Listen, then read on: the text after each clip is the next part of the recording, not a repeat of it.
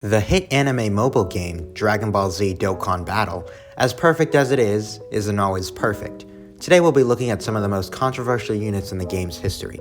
Coming in at number 10, we have STR Ultra Instinct signed Goku. Now Goku himself isn't necessarily a controversial unit, but rather had controversial circumstances surrounding him, which is something that's prevalent in the first 3 spots on this list. What happened with STR Ultra Instinct Goku was that the 2021 New Year's Step-Up banner on the global version incorrectly had LR Super Saiyan 3 Goku available on each step instead of STR UI Goku. Several days went by as players everywhere contacted Akatsuki about this global shaft, and it first seemed like they weren't going to do anything about it. Later, the New Year's Step-Up banner was taken down while players awaited to see what the management team's response would be. 2 days after the banner had been taken down, players soon logged on to the banner being back up. To Dokkan's players' relief, all stones used on the banner were refunded and all players received 10 free stones for the issue. The refunds on the banner allowed players to potentially receive up to 610 free Dragon Stones. STR LR UI Goku was then put on the banner instead of LR Super Saiyan 3 Goku, but unfortunately the banners were not reset, so players who had already done all the rotations through the banner could not once again summon on it. Unfortunate for people who pulled Super Saiyan 3 Goku on that banner instead of LR STR UI Goku, who it should have been. Even more unfortunate is that I was one of those people who pulled TEQ Super Saiyan 3 Goku instead of LR STR UI Goku. Physical Angel Golden Frieza, however, had just released on the game at that time, who also had one of the best Dokkan Festival banners ever at the time. To players' delight, they could use their 600 free Dragon Stones that they had just received on an amazing banner, or save them for future units like INT Super Saiyan 4 Gogeta, who at the time was the best TUR in the game. While global players now look back on this time period fondly, during the time LR Super Saiyan 3 Goku was instead on the banner, and the 2 days the banner was down, people all over were upset, more than cementing LR UI Goku's spot on this list. Coming in at number 9, we actually have 2 units. Those being STR Rose and Physical Kefla for similar very controversial circumstances. I didn't think that they should take up 2 different spots, as many consider this a similar situation, but in reality, this couldn't be further from the truth. The legend of the 300 stones circulates Dokkan's lore as sort of an ominous figure who's always somewhere in the back recesses of players' minds, waiting to be called forth once again. This is one of the situations that led players on Global to believe JP got better treatment than the global version, causing a major rift in the player base. You see, what happened was that the update 3.8.0 caused a quote-unquote visual glitch, so that when players clicked on the Kefla banner, or the newest Dokkan Festival at the time, Physical Super Vegeta, players were unable to see certain units on the banner who should have been on it. For example, say you were going to summon for Kefla on her banner. You could have clicked the scouter to realize that she wasn't in it. Immediately, people thought that they had been scammed on the scuffed banners. It was also unique to everyone's account, so many players were missing different units. It didn't help that players were coming out saying that they had spent huge amounts of stones just to not summon the unit they wanted. People were outraged. Major Japanese news outlets were even writing articles about this debacle. In response, Dokkan pulled down all Dragonstone banners in the game. Sometime later, they released an official statement regarding the details of the issue, citing the visual bug and even revealing parts of the game's code itself. On Wednesday, November 15th evening, players logged on to all the stones that they had used on the banner after the 3.8.0 update until the emergency maintenance, refunded, along with 300 extra stones in compensation, and the banners back up, of course. Also, 1 month later, on December 28th, 2017, STR Rose's banner incorrectly displayed TEQ Super Saiyan 3 Broly's Dokkan Awakened art instead of his SSR art. This is illegal in Japan and led to refunds during the time the incorrect art was displayed on the banner. Incredible that JP managed to get 2 stone refunds in a mere 6 weeks. And at number 7, we have another 2 units, and the last on this list for purely controversial circumstances. These 2 units are TEQ Super Saiyan 4 Gogeta and Physical Omega Shenron. Now the reason that these 2 are over the 300 stone fiasco is simply because that this was an actual shaft. The issue never happened on the global version, so you're hard pressed to say you were shafted out of the 300 stones. However, global players were shafted in this situation as the units dropped on global and JP at the same time. What happened was, that when these two units dropped on Global on August 3rd of 2017, they were released without leader skills. This was because while JP had finished dropping all of the banners of the 120% leader skill meta, Global had not. Probably due to Global not wanting to kill their sales for those banners and making the banners not worthwhile to summon on, Omega and Gogeta's leader skills were not released. Furthermore, Gogeta and Omega's leader skills would have power crept any sort of content at the time because they were 150%, whereas 120% leader skills were being released. After the 120% meta was over, however, the leader skills were later added to the units. However, the infamous to-be-released meme lives on today in people's memory. And at number 7, we have the first unit who's on this list for being a purely controversial unit rather than having controversial circumstances. That is LR Evolution Blue Vegeta. The reason LR Evolution Blue Vegeta is controversial is a lot of reasons. Number 1, he's got the horrible, awful, terrible, just downright disgusting building up damage reduction mechanic. LR Evolution Blue Vegeta builds up damage reduction every time he receives an attack within the same attacking turn. He builds it up to a maximum of 40% or 30%, and he has 10% innately built inside of his kit. What's awful, however, is the fact that this doesn't stack permanently throughout the event. Evolution Blue Vegeta was designed to be a slot 1 unit with that damage reduction. However, he cannot withstand the punishment of being a slot 1 unit due to not having that damage reduction just innately built into his kit. Each turn starts out with him getting blasted by normal attacks or even potential super attacks, since his damage reduction isn't fully built up quite yet. Even fully built up, he's still not that great defensively, but without being fully built up, he can just get you pounded and blasted in hard content. Even inside of that damage reduction mechanic, he has another innate shaft, and that is that he receives the extra damage reduction on each hit after the attack. You see, it reads in his kit that he gets the 10% damage reduction, and then he receives 10% additional damage reduction on each hit. This would imply that he has 20% damage reduction on the first hit, 30% damage reduction on the second hit, and 40% damage reduction on the fourth hit. However, what actually happens is that he has 10% damage reduction on the first hit, 20% damage reduction on the second hit, and so on and so forth. Furthermore, on the terrible damage reduction mechanic, he's also INT. This means that he has a guaranteed 5 dodge no matter what you try to do. Potentially dodging normal attacks before a super attack can lead you to get absolutely annihilated by that super attack. However, this could also go another way in that he could potentially 5 dodge that super attack. So that is a little bit more in the gray area. That's not all, however.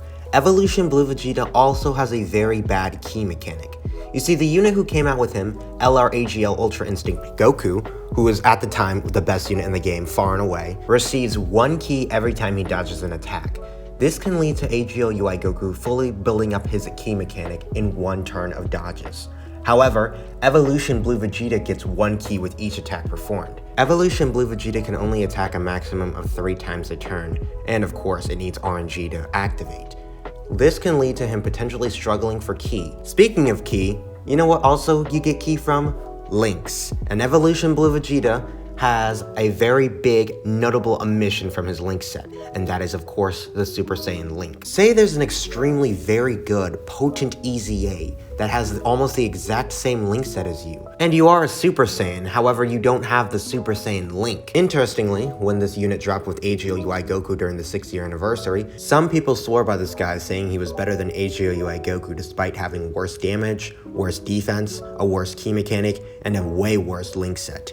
The only argument I would give Evolution Blue Vegeta over AGL UI Goku is that he has a better leader skill, simply because he has TEQ Ultimate Gohan on his team, and he's got a quote-unquote better active skill, but you almost never get to take advantage of its AoE capabilities. However, now even the leader skill argument can be brought into further criticism, as STR Super Saiyan 4 Vegeta is now on AGL UI Goku's leader skill, and he is far and away the second best EZA in the game. Now coming in at number 6, we have STR Videl. The reason STR Videl is on this list is because when she came out, she was widely considered the best TR in the game. However, at the end of April, 2 Dokkan festivals, who were some of the best designed Dokkan festivals ever in the game's history, released to give her a run for her money. Videl was kind of a one-man show. She did a lot of damage, she had solid defense, She basically did everything except for support. However, GT Dokkan Festival's Goku and Vegeta Rainbow Orb changed, did great damage, and were great defensively. They also had the GT Hero team, which was one of the most cohesive and fluid teams in the entire game at the time. Not only that, but Videl has often suffered from a not very great leader skill, very bad links, and very limited category usage. And, to be quite frank, no one really cares about a teenage girl in an anime designed about aliens fighting each other. Many people swore by Videl, and most people swore by the GT Dokkan festivals, and this was definitely a very controversial time for who was considered the best TUR in the game. This next one might be stretching the rules a little bit, but it's my list, so I'm gonna do whatever I want. Number 5 is everyone's favorite TEQ Super 17. Now, the reason TEQ Super 17 is on this list, mainly to me, is because how far he has come from when he first released. Oh boy, when this guy first released, there was so much to talk about, alright? First of all, his leader skill, right? He's the GT boss's leader skill, and he's obviously a terrible leader for the team. Number 1, he does not have big bad bosses anywhere in his kit, and every other GT boss's unit basically has big bad bosses. His super attack effects are also less than desirable, another extreme tech wonky unit, what a surprise. Also in his passive, he gets 17% attack and defense per android category and target Goku category allies that are attacking in the same turn. Of course, the GT bosses is nowhere in this passive, so that therefore makes half of his leader skill basically worthless. What's even more spicy is that he's got 17% damage reduction for 3 turns after the turn he receives an attack. Therefore, that means that you get that damage reduction the turn after you receive that attack in, making that portion of his passive basically useless the turn you activate it, and you have to activate it every 3 turns, which is very stupid. Also, if in case you thought that's where the stupidity stopped, you're absolutely wrong. He has a high chance of receiving 1 key with each attack received. He is the only unit in the entire game, I believe, to receive a chance to get key on each attack received. TEQ Jiren's got the same exact passive, and he gets it guaranteed. Very dumb. But it doesn't stop there. He's got an active skill, you see, that once he receives 7 hits in battle, he can activate it, and it causes ultimate damage to the enemy. Wow, very nice. And it also lowers attack and defense by 17%. But what you don't get is that by the time you receive 7 attacks in battle, there are 0 units in the entire game who can be debuffed. But ever since he released, he has come a very, very long way, with the android team getting massive, ultimate, powerful buffs. The tech androids basically saved this guy, and for that, he should be eternally grateful. Coming in at number 4, we have TEQ Ultimate Gohan. The top 4 is where we get to the super ultimate, very, very, very controversial units, and TEQ Ultimate Gohan is obviously no exception. To this day, he is still considered one of the most controversial units ever in the game's history, mainly because of people and their APT, optimization, meta, calculated outlooks on the game. I would still say that most of this has kind of died down now due to TEQ Ultimate Gohan being one of the best aging units ever in the game's history, but the greatly stacking and guard for a long time did not satisfy most people. I mean, after all, starting off a fight with quote-unquote 100k defense with guard is not good enough. People are mainly turned off from Ultimate Gohan due to him having mainly mid-attack stats and a pretty meh link set overall. Myself, I've always thought of Dokkan as a more defensive than offensive game. The Hybrid Saiyan team is the epitome of that, and while it has fallen slightly off to the side due to it not having a 200% leader skill yet, it is still a very, very great team for all content in the entire game. Even within TEQ Ultimate Gohan's so-called bad link set, we have some jewels inside of it.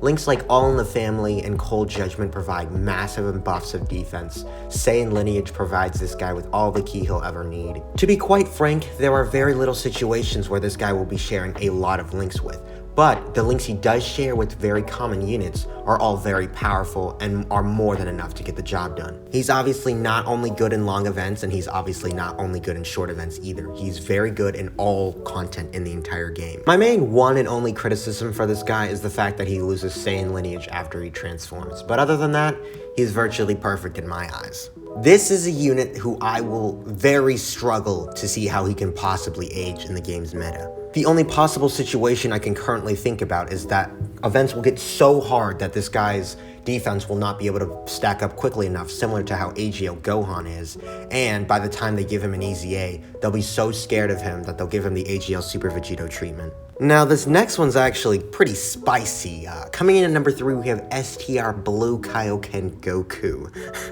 Any player who's basically been playing for even like a year probably has heard about Blue Kaioken Goku and his controversies at this point.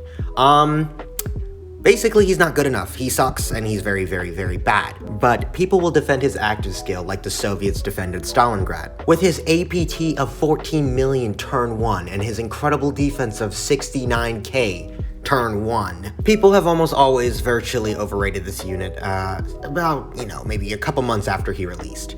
His active skill is definitely very good, and once you stack it up, there is a very few things that are more satisfying than dropping this on the final phase of an event. However, in reality, the content of this game has power crept this guy to the point where he is no longer viable, basically at all. There's nothing wrong with that, but of course, his active skill is long overrated. The damage it does isn't honestly all that impressive, and while the attack buff is definitely very nice, ultimately using units like LR Roshi, who provided the amazing, virtually godlike revival skill ability, is much, much better. However, I will say this, when this guy gets an easy A, we better watch out, because, if they give him greatly stacking attack and defense, oh boy, we're gonna have something on our hands for sure. Now, coming in at number 2, we have TEQ Gogeta. Now, obviously, this guy has to be on the list. This guy is the most recent super controversial unit in Dokkan's pretty much history right now. The main reason they are controversial, of course, is because of STR Super Vegeta, who I guess you could also give a pseudo spot to here. But there are a couple big reasons why this is so controversial. Number 1 is the active skill. TEQ Gogeta has an active skill requirement of needing 70% HP or more from turn 4.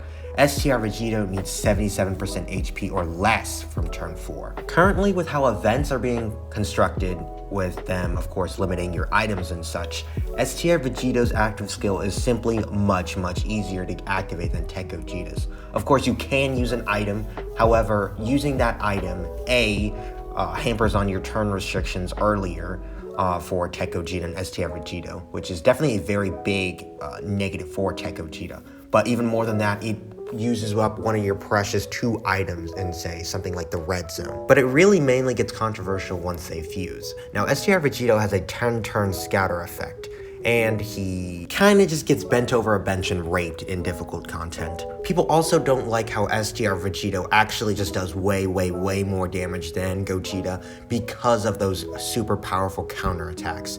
However, this is obviously countered by, Gogeta obviously being a lot better defensively and Vegeta getting just raped when he gets counters.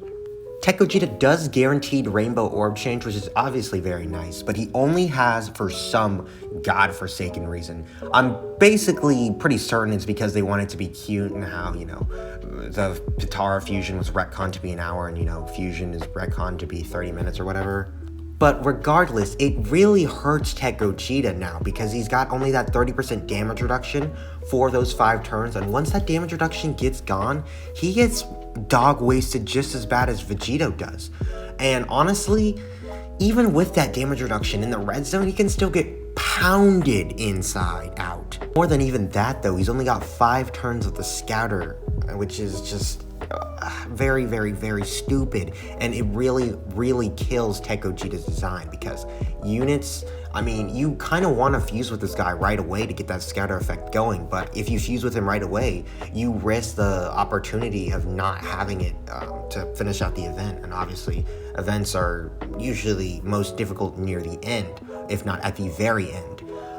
He also, nullifies the super attacks, which is basically fodder and worthless. And he also needs the 18 key super attack for that, which is very dumb, but whatever. Players very hurriedly take a side and pretty much never sway sides, pretty much ever. Regardless, it pretty much pisses pretty much everyone off that TEQ Gogeta could even arguably be compared to Vegeta when Gogeta came out pretty much a full year after.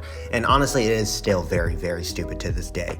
And more than trust me, way more than cements this guy at the number 2 spot.